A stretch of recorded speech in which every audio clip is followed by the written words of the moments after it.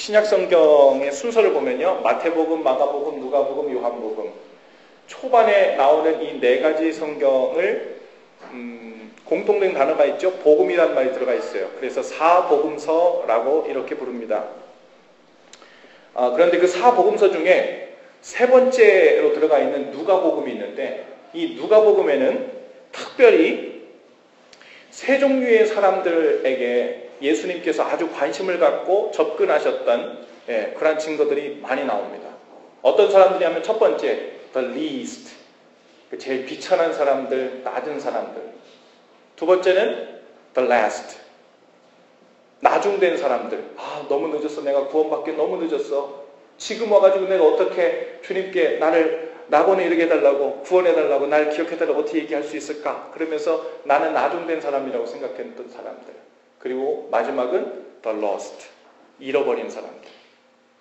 the least, the last, the lost. 이 세 종류의 사람들에게 예수님께서 본격적으로 구체적으로 관심을 갖고 들어가셔서 사역하시고 복음을 전파하시고 병을 고쳐주시고 그들에게 은혜를 베푸셨던 일들이 특별히 누가복음 가운데 많이 등장합니다.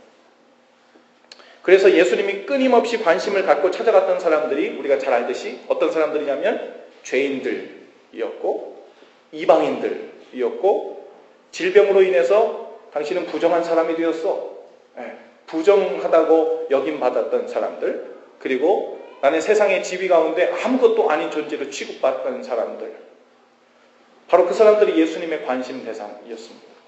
예수님께서 하신 사역의 타깃이 되었던 사람들은 아주 분명했어요. 잃어버린 사람들. 그래서 누가복음 19장 10절에 보면요, 예수님께서 이렇게 말씀하십니다. 인자가 온 것은 잃어버린 자를 찾아 구원하기 위함이라.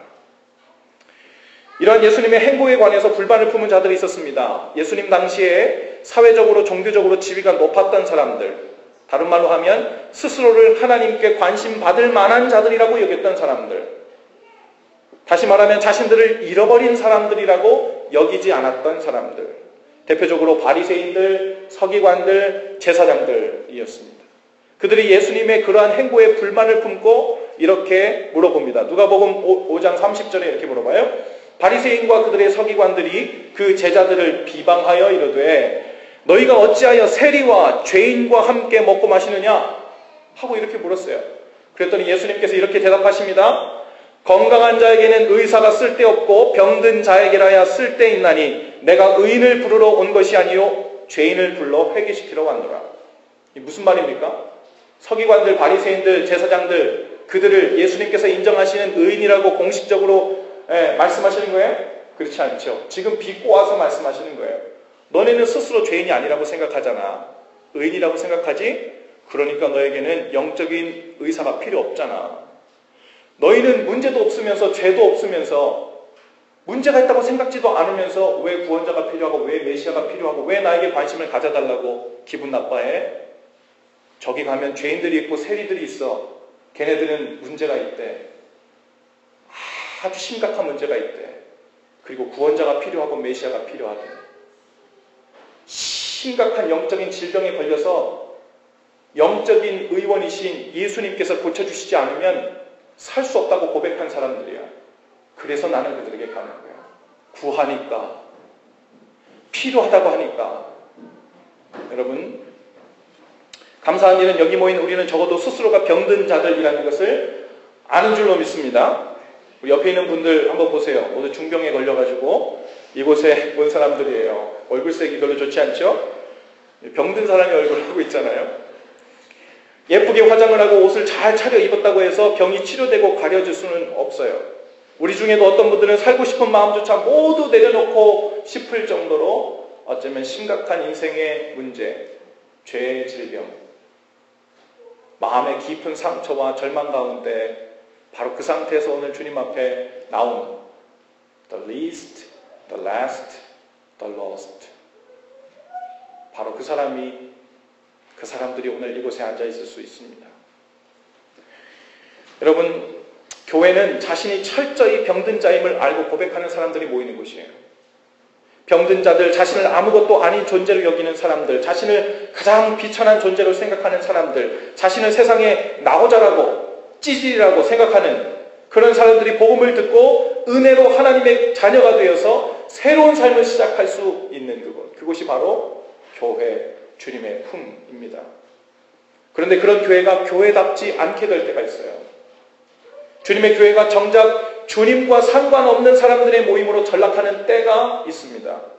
바로 그런 잃어버린 사람들, 죄인들, 부정한 자들, 사회에서 나고자라고 찌질이라고 취급받던 사람들이 이 교회 안에 와서도 여전히 그와 같은 취급을 받게 되고 그와 같이 여김을 받게 될 때 이 교회는 더 이상 주님의 교회가 되지 못하고 그냥 사람들의 모임이 되는 거죠. 교회 안에서 자기들과 비슷한 수준의 죄인들과는 잘 어울립니다. 나하고 비슷한 죄 짓고 있네? 이해해. 동병상련이라고. 내가 다 이해합니다. 그런데 쟤는 우리가 안 짓는 죄를 짓고 왔어. 어떻게 저럴 수가 있어? 우리 같은 죄인들이 이곳에 모여서 어울리고 교제하는 거는 참 좋은데 우리보다도 좀 더 중죄인을 죄를 짓고 온 사람 같은데 어떻게 저런 사람이 우리 교회에 다닐 수가 있어? 어떻게 저런 사람도 우리와 함께 몸이 될 수가 있어? 라고 말은 안 하지만 마치 그런 생각을 품고 있는 것처럼 그런 시선으로 형제를, 자매를 바라보고 있는 자들이 혹 우리 가운데 있을 수 있습니다. 여러분, 자기보다 더 문제가 심각한 죄인이라고 생각하는 사람들에게 등을 돌리고 외면하면서 저런 사람도 우리 교회 다녀? 라는 눈길로 보기 시작할 때 여러분, 그것은 더 이상 교회가 교회되지 못하는 거예요. 바로 그때 주님의 관심이 어디에 있는지에 대해 관심이 전혀 없는 사람들의 모임으로 전락하게 되는 거죠. 바라기는 우리 교회가 예수님의 관심이 집중되어 있는 그 잃어버린 사람들, 아무것도 아닌 사람들, 병든 몸과 마음 때문에 스스로를 아무짝에도 쓸모없다고 스스로 그렇게 생각하고 있는 사람들을 더더욱 찾아내서 끌어안는 교회가 될 수 있기를 바랍니다. 물론 나도 죄인이지만 저런 중죄인까지 우리 교회 나오면 곤란한데 이런 것이 아니라 우리 교회에 저런 중죄인까지 나와? 그리고 그들도 여기서 용납받고 그들도 여기서 존중받고 그들도 여기서 마치 죄인이 아닌 것처럼 격려받고 형제라 콜링을 받고 자매라고 부름을 받고 함께 새 삶을 시작해 볼 수 있는 그 터전이 마련되는 그 장소가 바로 우리 교회여서 이곳이 정말 주님의 품이구나. 정말 자랑스러운 우리 교회구나. 바로 그곳에서 교회의 자부심을 찾을 수 있는 저와 여러분들 다 되실 수 있기를 바랍니다. 오늘 우리가 읽은 본문 말씀은 예수님의 양쪽에 십자가에 못 박힌 두 죄인에 대한 이야기예요. 두 죄인 모두 사형에 해당하는 죄를 지은 사람들이었습니다. 두 죄인은 무거운 죄를 짓고 사형을 언도받아 십자가에 못 박힌 것까지 모두 다 똑같았어요. 그런데 그 인생의 종착역은 완전히 달랐죠. 한 죄인은 지옥으로, 한 죄인은 낙원으로 향했어요. 우리는 이 두 죄인에 대해서 이렇게 상상해 볼 수 있어요. 아마도 예수님을 저주하며 욕했던 죄인은 분명 아주 죄질이 나쁜 중죄인이었을 것이고 나중에 주님과 함께 낙원에 있게 될 것이라고 약속을 받았던 그 죄인은 그나마 나 같은 착한 죄인이었을 것이다 라고 아마 그렇게 우리가 생각할지도 모르겠어요. 어쩌면 낙원을 약속받았던 죄인은 아마도 흉악한 범죄를 저지른 죄인이 아니라 로마 정부를 비방하다 잡혀온 정치범 정도 수준의 원래 본성이 나쁜 사람은 아닌데 어떻게 하다 보니까 거의 십자가에 못 박힌 그런 사람이니까 예수님을 그렇게 믿고 회개를 하고 따랐겠지라고 우리가 생각하고 싶을지 몰라요. 그런데 이 사건을 여러 복음서에서 같은 사건을 다른 시각으로 함께 묘사하고 있는 것들이 있는데 그 사건들을, 그 묘사들을 종합해보면 전혀 다른 이야기임을 우리가 알게 됩니다. 오늘 여러분 가지고 있는 설교 노트에도 제가 참고 말씀을 넣었는데요. 이 똑같은 사건이 마태복음 27장 44절 45절에 이렇게 묘사되어 있어요. 함께 십자가에 못 박힌 강도들도 이와 같이 욕하더라. 강도라고 했습니까? 강도들이라고 했습니까? 강도들이라 그랬죠. 예수님 옆에 몇 명이 못 박혔다고요? 2명이요. 보세요. 함께 십자가에 못 박힌 강도들도 앞에서 욕하던 그 군병들처럼 똑같이 욕한 거예요. 근데 그때가 언제냐면 제6시쯤 돼요. 해가 빛을 잃고 온 땅에 어둠이 임하여 제 부시까지 계속하며 이렇게 되어 있어요. 자, 같은 본문 말씀을 누가복음 23장 43절 44절 말씀을 보면 예수께서 이르시되 내가 진실로 진실로 이르노니 오늘 내가 나와 함께 낙원에 있으리라 하시더라. 때가 제 6시쯤 되어 해가 빛을 잃고 온 땅에 어둠이 임하며 제 부시까지 계속하며. 보세요. 시간대를 한번 잘 보세요. 분명히 두 강도 모두가 예수님을 저주하고 욕했던 시간이 제 6시쯤 되었다 그랬어요. 이스라엘에서 이 시간관념은요, 해가 뜨기 시작하는 오전 6시를 기준으로 해요. 그래서 오전 7시가 되면 1시가 되는 거예요. 8시가 되면 2시가 되고. 그러니까 제 6시면 몇 시입니까? 정오 12시예요. 예수님이 오전 9시에, 즉 이스라엘 시간을 하면 3시에 십자가를 박히시거든요. 그리고 정오 제 6시가 될 때까지 3시간 동안 적어도 이 두 강도는 똑같은 의견과 똑같은 애티튜드로 예수님을 저주하고 욕했어요. 그런데 그 6시쯤, 똑같이 6시쯤이라고 했는데 그 6시쯤이라고 표현돼. 그러니까 7시쯤 안 했으니까 별로 시간이 안 지난 거예요. 6시쯤 되는 그 찰나, 몇 초가 될지 몇 분이 될지 모르겠지만 갑자기 한 강도의 마음이 바뀌었습니다. 그리고서는 예수님께 주님의 나라에 이를 때 저를 기억해 달라고 은혜를 구합니다.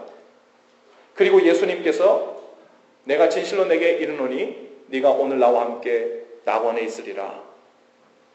때가 제 6시쯤 돼요. 여러분, 처음에는 이 두 강도 모두 예수님을 저주하고 욕했어요. 한 강도는 그냥 봐줄 만한 강도가 아니었어요. 둘 다 사형에 해당하는 중죄를 짓고 십자가 못 박혔고, 그리고 초반엔 둘 다 예수님을 욕하고 저주했어요. 그런데 그 마지막 순간에 갑자기 마음을 바꾼 그 강도. 여러분, 이 이야기의 진행 과정을 들으면서 무슨 생각이 드십니까? 억울합니까? 주님께서 너무 unfair 하시다고 생각하세요? 우리 요한이가 요즘에 자꾸 unfair 그러는데 unfair 하다고 생각하세요?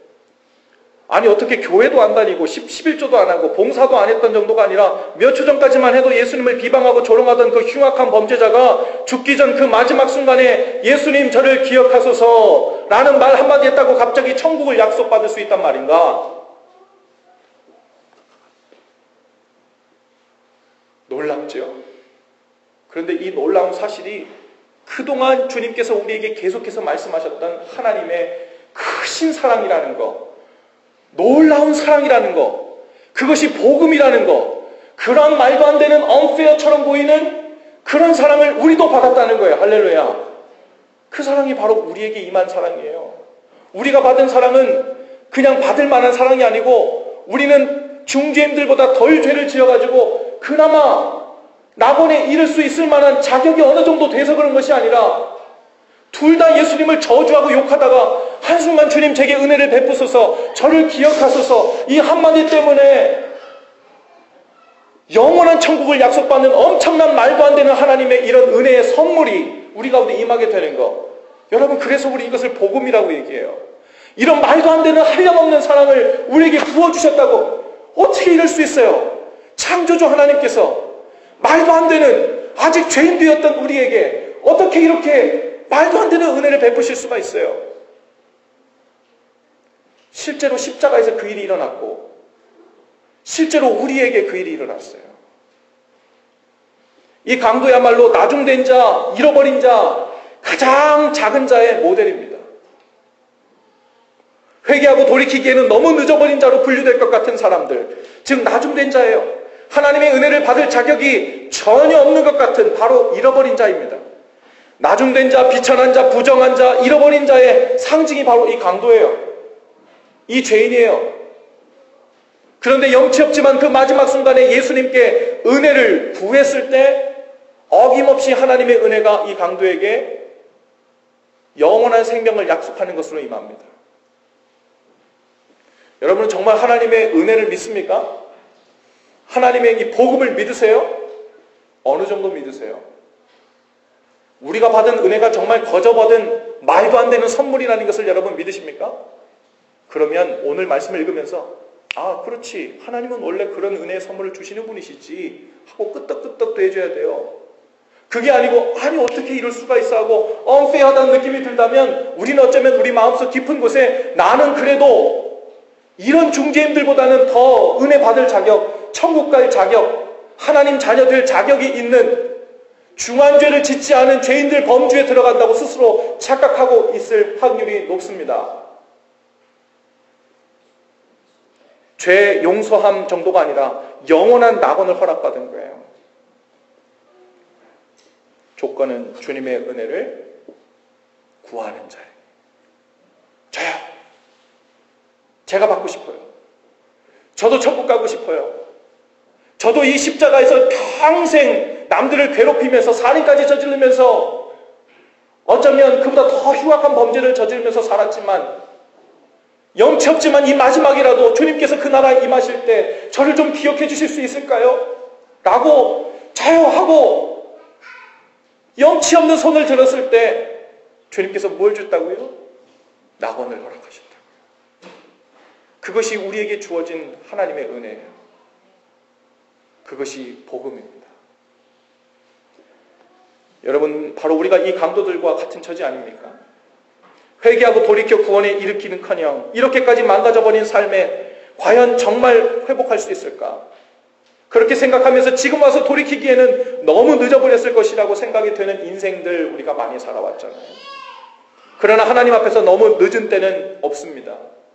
주님의 은혜는 지금도 우리 바로 코앞에 와 있어요. 우리가 할 일은 이 굳어지고 강박해진 마음을 바꾸고 돌이켜서 그 강도처럼 주님께 은혜를 구하는 것입니다. 주님, 저를 기억해 주세요. Jesus, remember me. 강도가 예수님 나를 기억하소서라고 말한 의미가 무엇이겠어요? 저를 도와주세요. 저를 구원해 주세요. 저에게도 은혜를 베풀어 주세요. 이런 의미죠.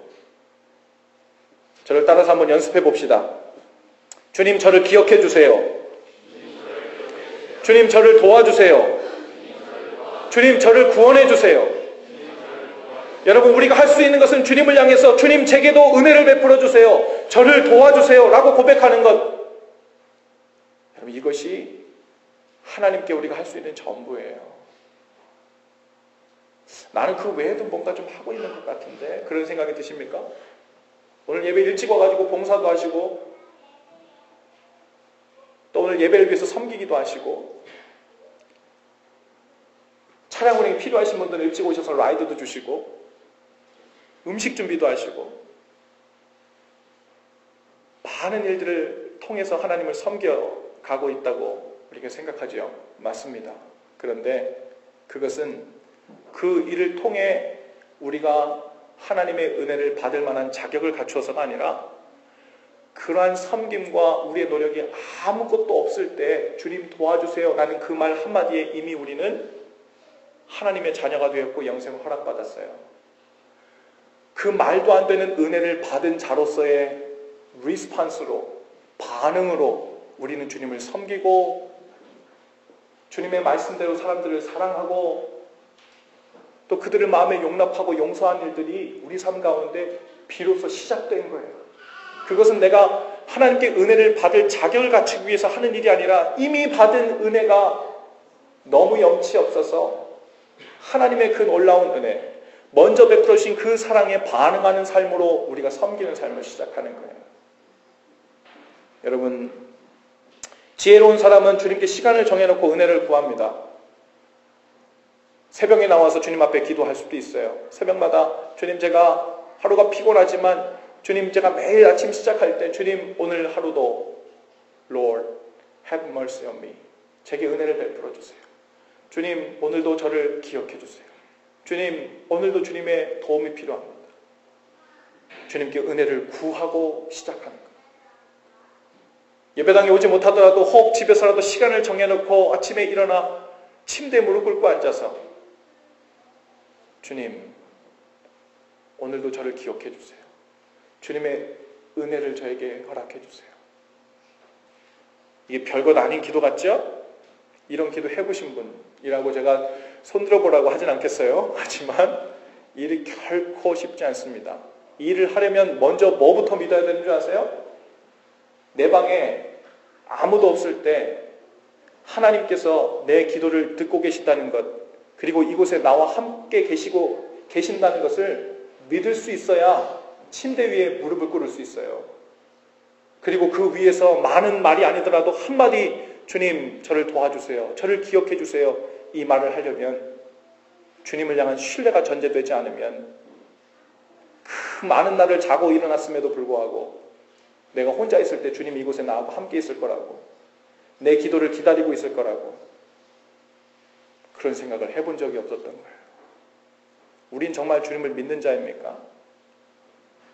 정말 주님께 도움을 믿고 구해보셨습니까? 주님 저를 기억해달라고 강도처럼, 강도 뭐 이거 한마디 한 거 가지고 뭐 이렇게 영혼을 약속받아? 돌아보세요. 우리가 이 강도만큼이라도 진지하게 믿는 마음으로 주님 앞에 구했는지. 가정에서, 직장에서, 학교에서 답답한 일을 만나고 가슴이 터져버릴 것 같은 분노 혹은 슬픈 일을 만났을 때 여러분 하늘을 보시고 이렇게 기도하세요. 주여 저를 기억하소서. 주여 은혜를 베푸소서. 가장 늦어버린 때라고 생각할 때 주님께 기도하세요. 주님 저를 기억해 주세요. 가장 처참하게 무너졌을 때 주님께 기도하시기 바랍니다. 주님 저를 기억해 주세요. 그렇게도 싫어하던 죄에 또다시 빠져서 그 절망과 죄책감에 발목이 잡혔을 때 주님 쪽을 향해 고개를 들고 기도하세요. 주님 저를 기억해 주세요. 누군가에 대한 분노와 미움에 사로잡혀 이해도 용서도 되지 않을 때 주님을 향해 그렇게 기도하실 수 있기를 바랍니다. 주님 저를 기억해 주세요. 주님 은혜가 필요합니다. 오늘 저와 함께 기도할 수 있기를 바랍니다. 여러분 가지고 있는 설교 노트 맨 밑에 보면 짤막한 이 설교를 요약한 우리의 결단의 기도가 있는데요. 오늘 주님을 향해서 우리의 기도를 함께 드릴 때 주님 저도 이 강도처럼, 아니 제가 사실 이 강도였군요. 그런데 똑같이 죽을 형편에 폐기 처분돼야 될 인생 같은 상황 가운데 처했는데 한 강도는 저주만 하고 욕만 하다 그냥 죽어버리고, 한 강도는 주님의 나라에 이르실 때 저를 기억하소서. 그 구한 은혜 때문에 영원한 낙원을 허락받는, 이것은 값싼 은혜가 아니라 어쩌면 값싼 은혜라고 오해받을 정도로 엄청나게 큰 하나님의 사랑인 거예요. 말도 안 되는 그 은혜를 베풀어 주신 하나님께 마음을 모아서 이 시간 이 기도를 함께 올려드리십시다. 저와 한 목소리로 함께 기도하십시다. 주님, 주님의 나라에 임하실 때 저를 기억해 주옵소서. 저도 주님과 함께 낙원에 있기를 원합니다. 제 삶에 붙여주신 잃어버린 자들, 나중되고 소외된 자들을 찾아가게 하시고 주님처럼 그들을 사랑으로 대하게 하옵소서. 제 삶을 통해 주님 사랑을 전하게 하시고 은혜의 주님이 보이게 하소서. 예수님의 이름으로 기도합니다. 아멘.